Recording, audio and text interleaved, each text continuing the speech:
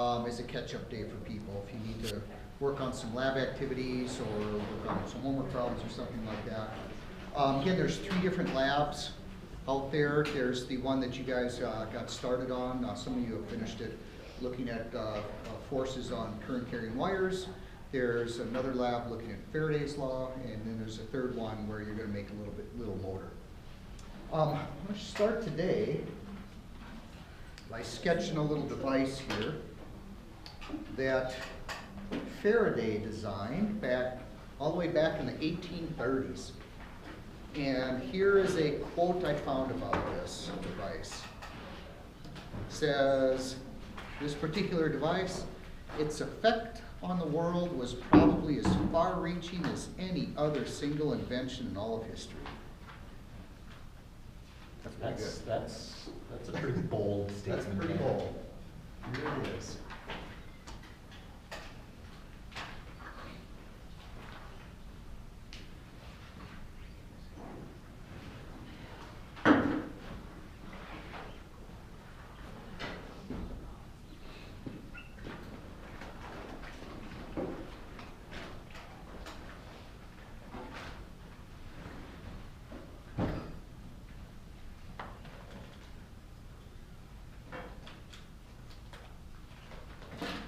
That thing right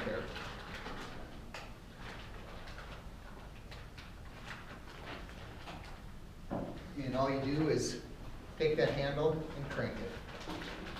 So let's see what this is, what this would do. So this was a copper disc.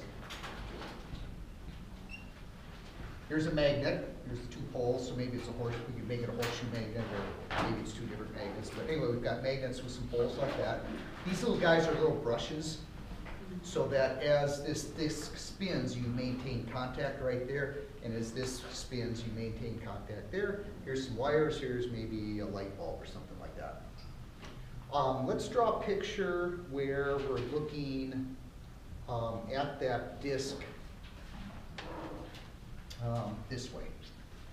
So looking straight on that disc. Here's the center. And notice that the bottom of that disc is in a magnetic field.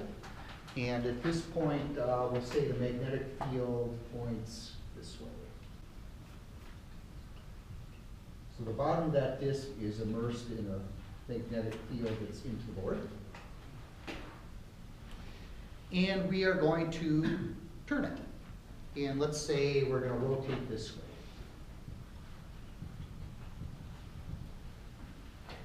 So let's see what happens. Keeping in mind, copper is a conductor.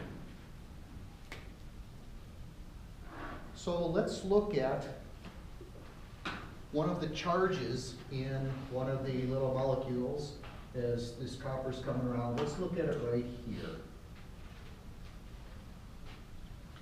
So at that instant, if we were to draw a little vector showing the velocity of that part of the disk at that point, which way would I draw my vector? Right straight that way. So the tail's where the action is. Here's the direction of my particle. If I've got electrons there that are delocalized, they're not necessarily attached really firmly to that particular atom or molecule, there's going to be a force on those guys. Which way is the force acting on our electron? Or let's say, well, do it this way. We know it's electrons, but we'll make it easy. A positively charged particle, because we're going to look at a direction of current. We'll do it that way.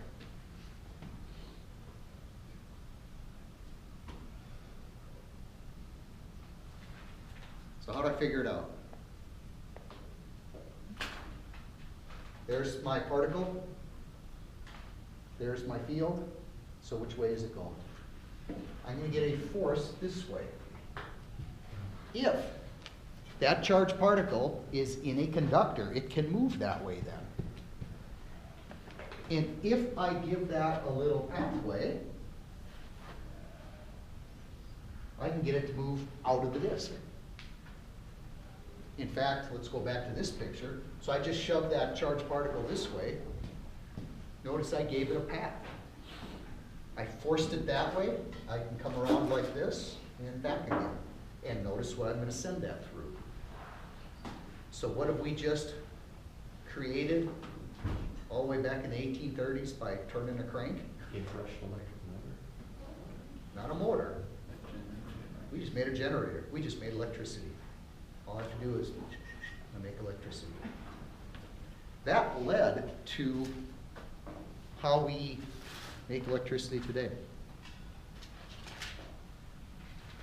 In fact, what we'll get to is really the next step. Notice this does give a direct current. To be honest, this itself wasn't super practical, but it led to how we actually get electricity now. Again, this is going to get a direct current, so it's always going the same way if we crank the same way. But here is basically how electricity is made today. Is we take a loop, and let's see, I may have to mark some things here. Just a second. And what we're going to do is put this loop in a magnetic field. And then all we have to do is spin it. And let's see what happens. Let's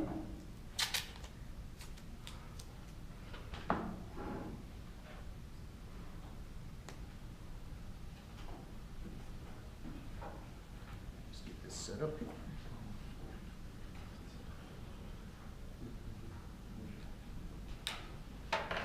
So let's start like this.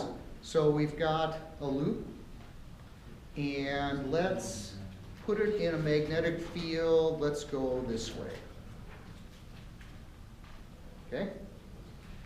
And now let's spin this loop. So what happens from here to here? We talked about that last time. Why am I going to get a current in that loop? As long as it's a conducting loop.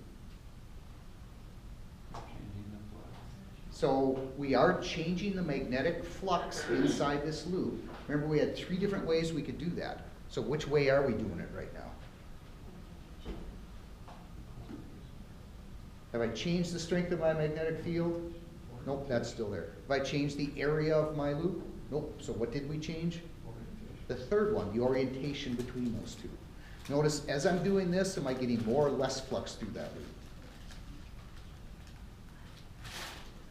More fingers or less fingers through there? Less. So, yes, we're going to get a current. What's the direction of the current? So that's that Lenz's law stuff we talked about last time. So what's our situation? I've got flux that way. It's getting less and less and less. So what do I need to counteract that, to oppose that change? I need more and more and more that way. So what kind of current induced in a loop is going to give me more and more flux that way? Stick my fingers in, grab the loop, and notice my thumb wraps around like this. So right now we've got a current going this way. I'll mark this few spots here.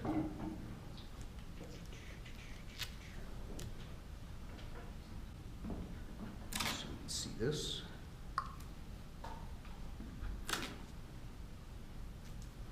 Okay, everyone okay so far? So to there, we get that current. Okay, let's keep spinning. Now we start doing this. Am I still going to get a current? Sure, as long as this is moving, I'm still changing the orientation between these two, which means I'm changing the magnetic flux. That induces a current. What's the direction of the current? So what's our case now? We've got a flux that way. What's happening to our flux due to our change? We're getting more and more and more flux. How do I oppose that? I need to somehow make flux that way. So how do I do that? Come on, this way. Stick my hand in and look, same way. Okay? Back like this. Let's keep going.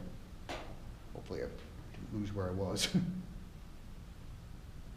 Is that how I had it before? Because I flipped around. Okay, let's keep going. Now we're to here. Let's see, what did we do? Sorry, I lost track.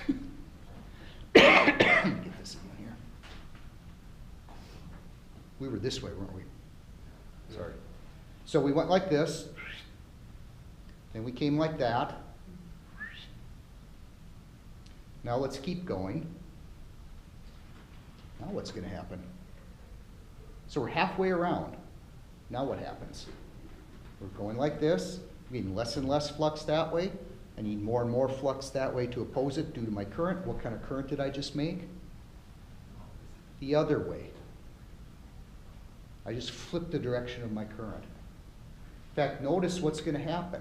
When I have a fixed magnetic field and I start to spin this, what I'm going to get is every half a revolution, I'm going to flip the direction of that current. So as I spin this, I will get a current, but what kind of current am I producing? That's an alternating current. As this spins, every half turn, I switch the direction of my current. Which, by the way, our little lights, they don't care. These guys up here, all they need is charges moving through them. They don't care which way it is. So here's a really simple way to make alternating current, which is what's coming out of your walls here. In fact, just about all the electricity that's made is made like that. That's coming out of walls, I should say. Is loops of wire spinning in magnetic fields. So let's take a look at some of the things that you think about when you hear, or when you think about power companies and places where they make electricity. Waterfalls, right? How do they make electricity at waterfalls?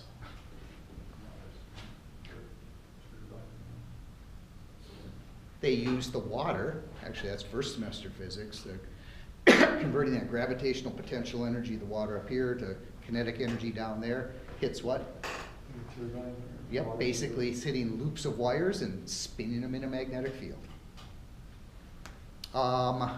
Let's see, we're in coal country out here. How do they make electricity out of coal?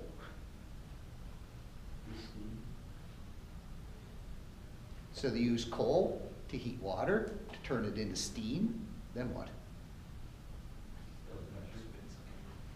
They shoot the steam across loops of wire that spins them in a magnetic field.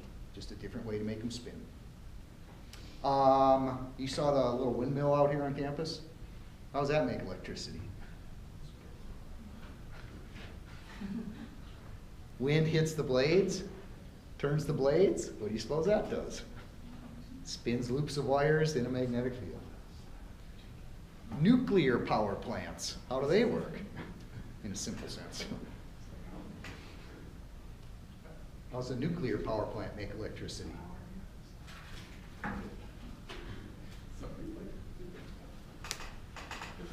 So nobody knows?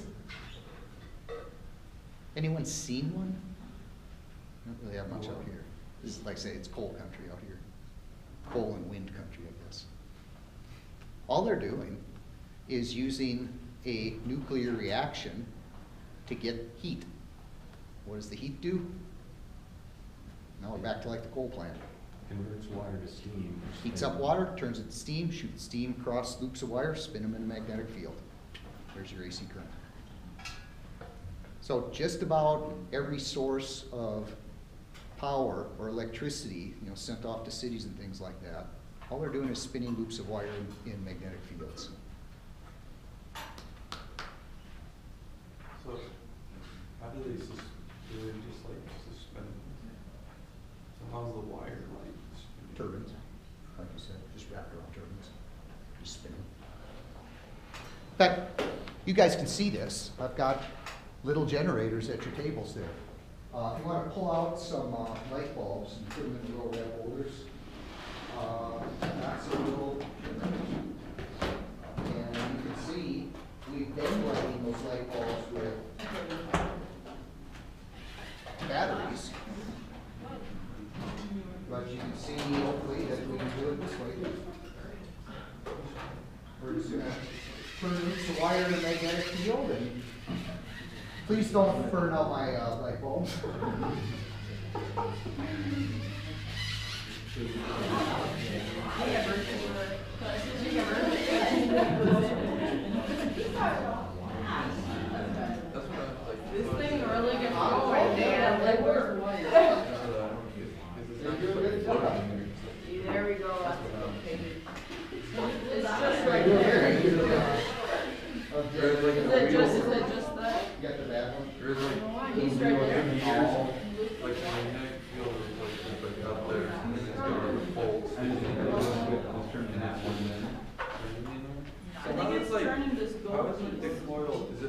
attached to like a bar?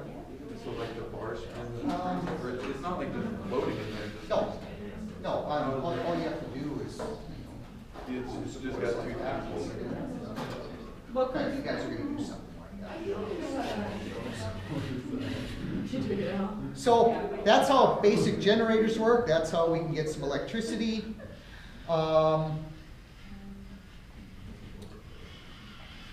Show you something that happened. Again, another one of those great accidental discoveries. This was all the way up into the 1870s. And what happened was they were showing these generators, kind of like you've got there, but a little bit bigger scale, and lighting things up and amazing the public at a big exposition actually over in Vienna.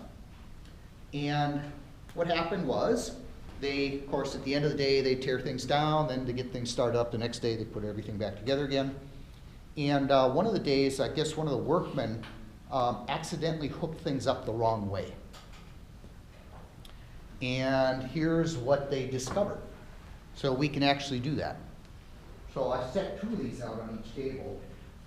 What I'd like you to do is rather than, but wait till I tell you everything before you do it. You do that? Hook 2 of them together instead of 2 like that. And once they're hooked together, one person is going to be the generator, so we'll be doing exactly like you did before. The other person, just hold it by the bottom of the blue handle part. And then turn the generator and see what happens.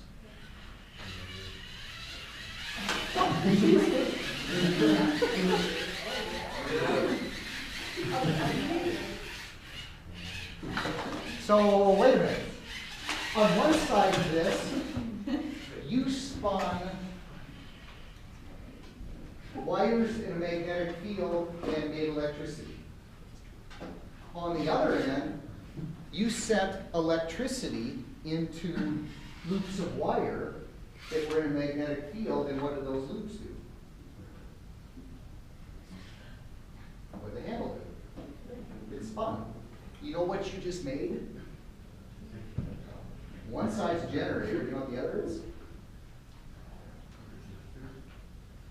Motor. That's a motor. Motors are loops of wire that spin in magnetic fields when you send electricity to them.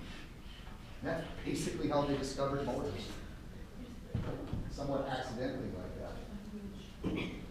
So again, if you spin loops of wire in a magnetic field, you'll produce a current. If you send current into those loops of wire, let's see what happens. Because we actually did take a look at that, at least the start of it. Let's say here's my loop of wire. I've got a magnetic field I'm going to stick it in, but this time I'm going to send a current through it. Let's do it this way.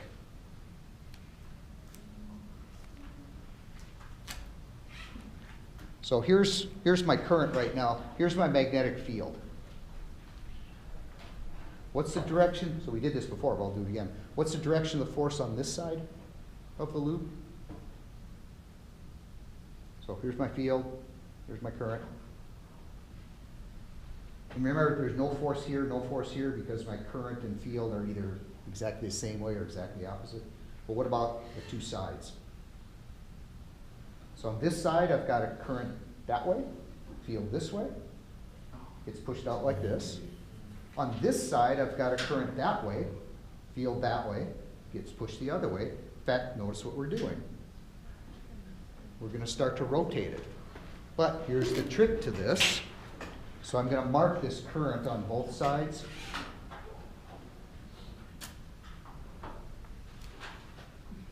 So just so you see, I've just marked it on both sides.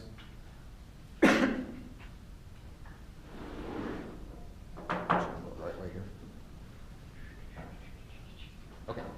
So right now it's going to do this, right? Now what? Oops, it just got kicked back the other way, didn't it? So if I don't do anything else, I just have something that does this.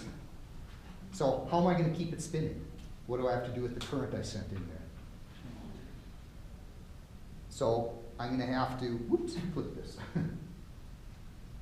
So if I send an alternating current in there, I can keep giving it a kick the same direction each half turn. But notice what kind of current you did produce with the generator. That alternating current you sent in there, and that means I can get this loop over here that I sent the current in to spin.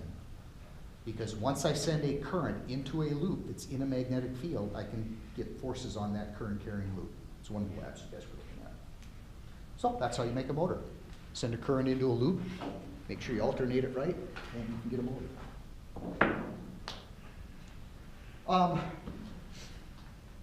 There was actually a big battle back in the late 1800s over what was going to become the standard that comes out of your walls here.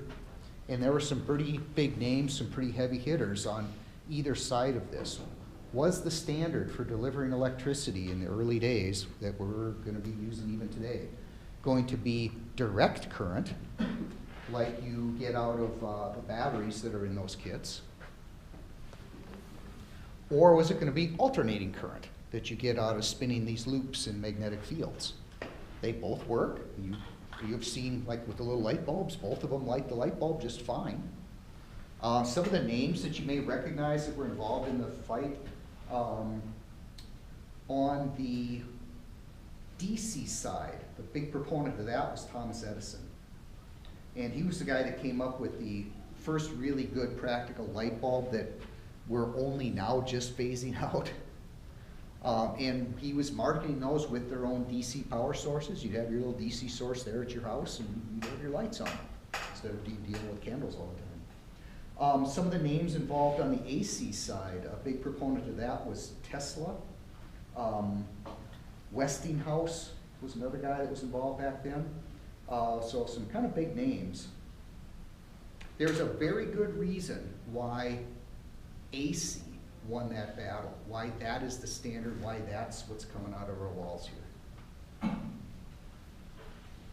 And it comes from a device that Tesla actually developed back in probably 1880s or so. So here was the issue, is okay, yeah, we've got a couple ways we can make electricity and deliver it to your house. But it would sure be nice if we could do it all in one spot and deliver it everywhere. If we do DC or AC, can we do that? Can we not have to have everybody with their own little individual power source? Can we make our electricity and ship it out to everybody? Here's the problem that they ran into with that. Just to give you some rough numbers here. Is let's say we're going to try and make electricity, maybe we've got a waterfall nearby or something like that, or we're going to just make a big old battery type thing and send it as DC. So we've got a couple choices. And let's say that city needs this much power, 10 megawatts worth. Remember, one way to look at power is current times voltage. So a way we can get that high is we can provide it at 100 volts, well, it's not so bad. But then we'll need this many amps to get us up to what we need. So ship it down the lines like this. But here's the problem. As you know, wires do have resistance, and they do heat up, which means we can lose some of that power to that heating loss. And if you remember that version, in terms of looking at current and resistance, here's the resistance of our wires that we're trying to send it through.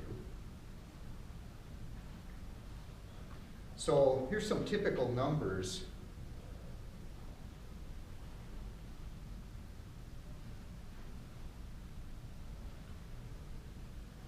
If the wire's resistance is somewhere in the neighborhood of 2 ohms every mile. So remember, it depends on the length of that wire also. So let's say it's a couple ohms a mile. That gives you a heating loss. Notice that's something squared of something in the neighborhood of 4 times 10 to the 10th watts per mile. If we're sending it, oops, actually that'd be 2, sorry. So 2 times this squared, sorry. That's how much we're gonna lose to heat. Which is, put it in other units, 2 times 10 to the 7th kilowatts per mile, which means, just to use raw numbers, if that's how much electricity costs,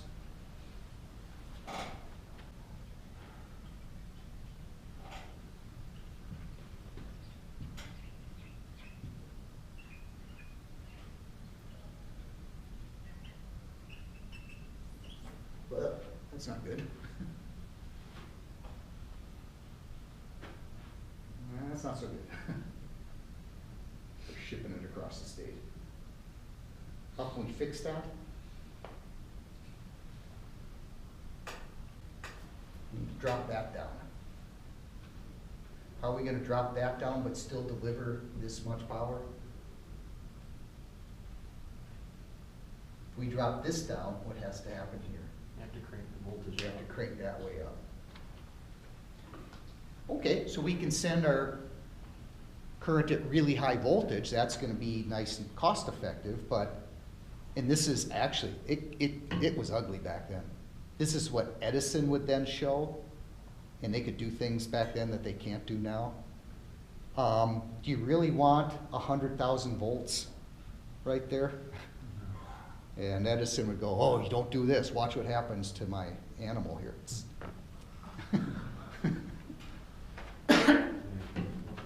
So we got some issues there. One's too expensive, one sounds kind of dangerous coming out of the wall. So it was Tesla that solved this dilemma with this device.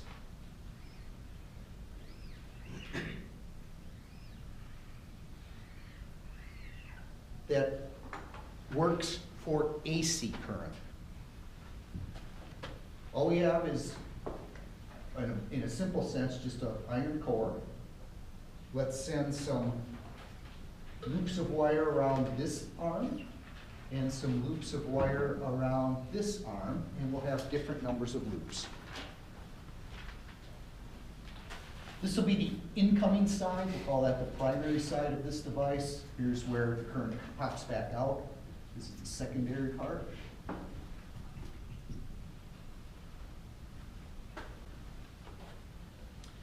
And let's see what this would do if we send AC current in there. So we've got alternating current. So I send current in here, and we'll say at this instant it's going one direction. So what have I just made with this stack of loops? I've got current in a bunch of loops. They're stacked up like this. We've just made a magnetic field, and let's say the direction of the current made a field going up the loops. So I've made a magnetic field this way in the middle of those loops. What does this iron core do with those magnetic field lines? We saw that before. Instead of those field lines coming out like this, what do? It's like what these coat hangers do. They're going to direct those field lines along the iron core. Where do they end up? Oh, over here in some other loops. Well, wait a minute. As I'm increasing the current in that direction, I'm changing this magnetic field. I'm sending that changing magnetic field to these loops. What does that induce in these loops? It's going to induce a current because I've got a changing magnetic flux in these loops. When my current switches direction here, it's going to switch the direction of the current here. If I send an alternating current in here, we have the same situation that I was refusing to show you with this. we've got a continually changing current, which means a continually changing magnetic field here, which means a continuing changing magnetic flux here, which means we're continuing our current out that side. The key is, when you've got different numbers of loops, the voltage that you get, here's an easy way to remember it, is the ratio of the voltage of the two sides, the primary and secondary side, is equivalent to the ratio of the number of turns or loops that you have on each side.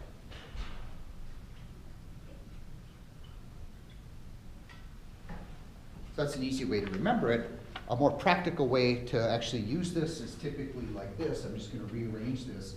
Solve this for the voltage we get out of the secondary side. That's going to be equal to the voltage that we had on this side times the ratio of these two sets of loops.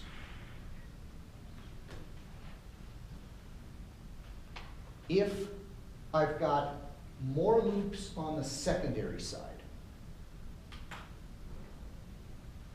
so this part is bigger than this part, what's my voltage on the secondary side going to look like compared to what I sent in? So backwards of the picture I've got here. More loops on this side, what happened to my voltage when it popped out compared to what went in? Bumped it up. What if I've got a picture like this, where I've got more loops on my incoming side, primary side, less loops on my outgoing or secondary side? Let's say I send 10 volts in here. Qualitatively, what's coming out the other side? More or less?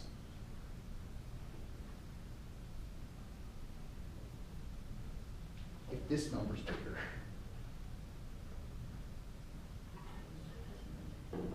I get less.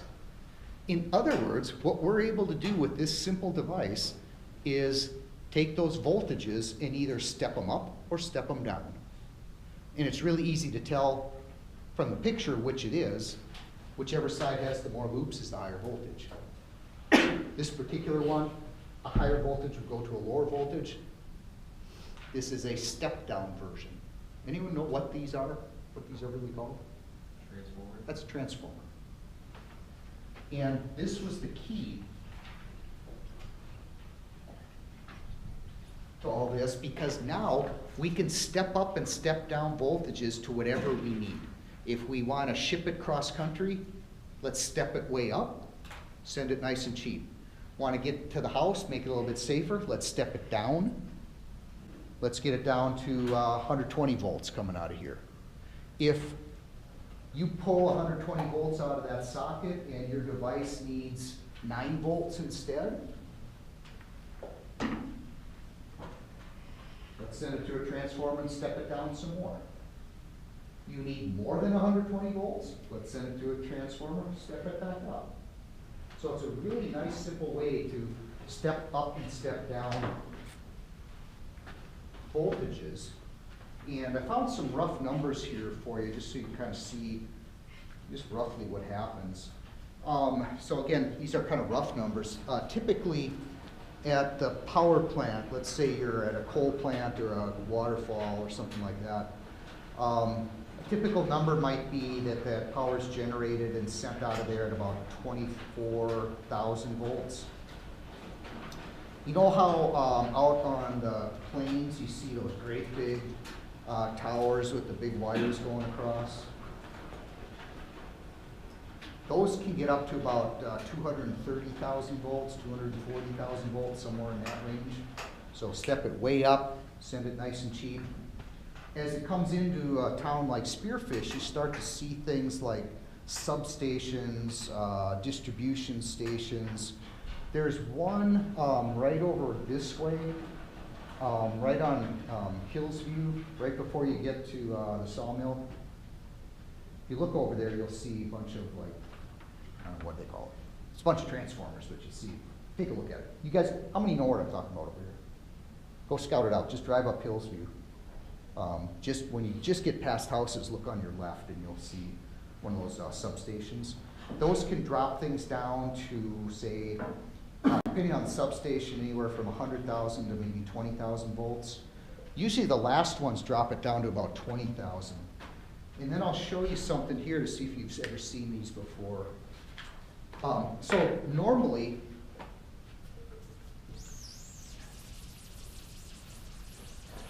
I think I've asked you guys this before, and I don't think anybody was. Any of you going into teaching?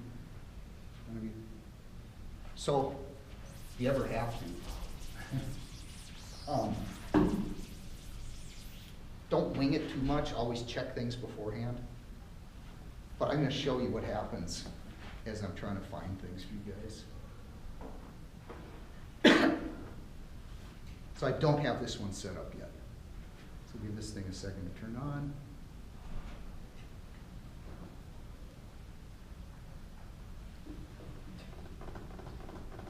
So I was gonna pull up a picture for you, just, because I think you've seen them, but it was a little harder to describe. I wanna make sure you recognize what I'm about to talk about. It's the transformer that drops the voltage down to the 120 or 240 that ends up in your house. So it's kind of the last step.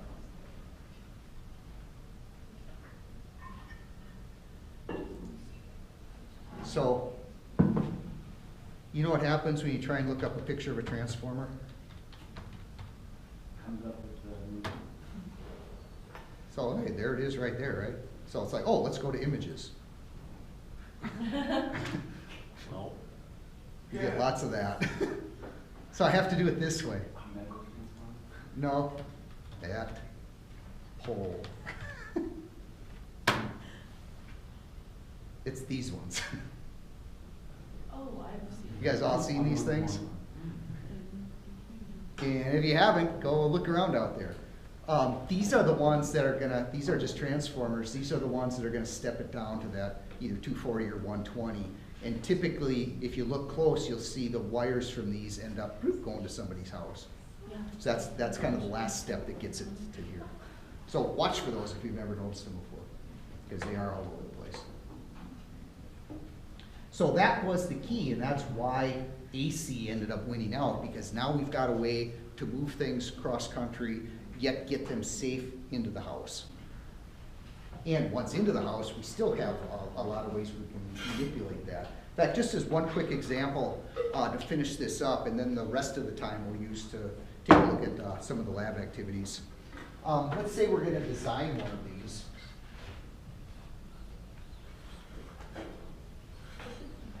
And here's what we want to do with it, is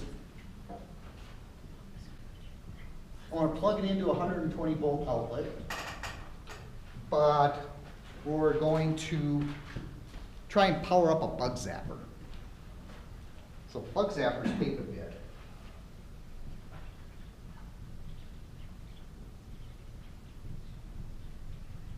So I need to power that thing. Do I need a step up or step down transformer?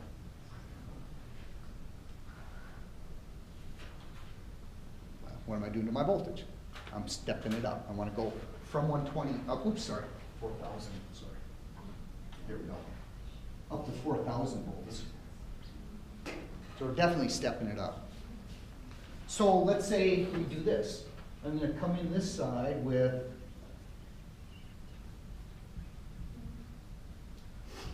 (27) turns of wire. So that's how many loops we have.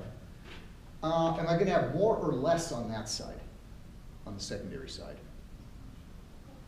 for step-up transformer? I need more. So just for my picture, I'm going to do this. But you're going to tell me how many more.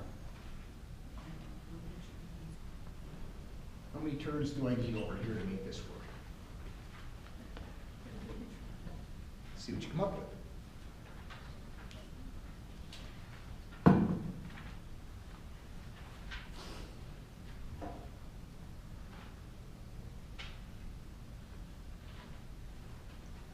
In other words, I'm solving this now for how many loops am I going to have on that secondary side.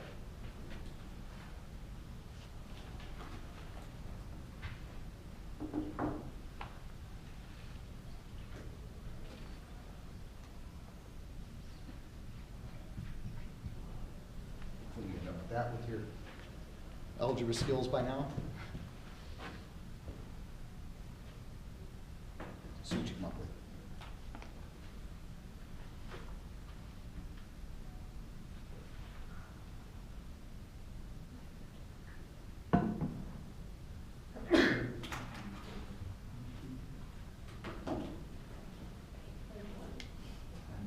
And as a hint, it should be a nice round number. But I was careful with the numbers I picked. And hopefully you recognize it better be a bigger number. What'd you get? Yep. That would do it. If we made a transformer like that, we'd be able to take the 120 out of here, send 4,000 volts to our bus output. Any questions with that? Okay, that'll wrap up the formal stuff for today. Let's take a little break, and then we can use the rest of the time to work on some of those lab activities. If you need some equipment, I see a lot of it got moved around from some of the other classes. Let me know which lab you're working on, which equipment you need, and we'll get you squared away.